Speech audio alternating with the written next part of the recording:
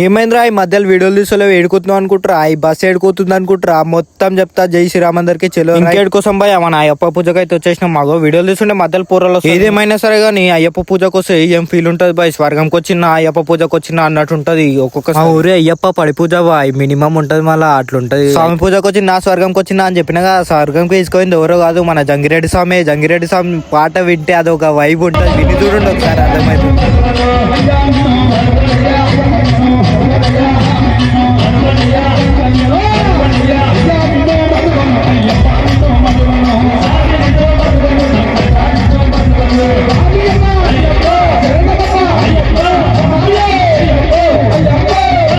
కానీ ఏదేమైనా సరే కానీ అయ్యప్ప మాల అంటే ఆశతమాష కాదు బాయ్. 41 రోజు పొద్దున్న 4 గంటలకు లేచి చల్ల నీళ్ళతో స్నానం చేసి బాబా నల్ల బట్టలు ధరించి ఒక్కసారి మాల వేసినాక అయ్యప్పనే ప్రపంచం అని.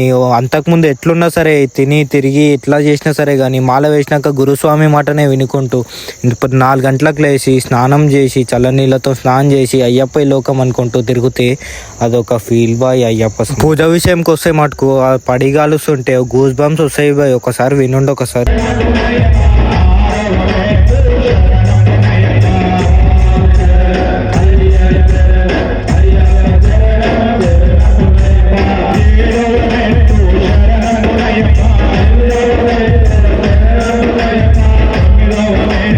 ఇంతటితో అయిపోలే బాయ్. పార్ట్ 2 ఉంది, పార్ట్ 3 ఉంది, నెక్స్ట్ లెవెల్ ఉన్నాయి. చూడండి ఒకసారి.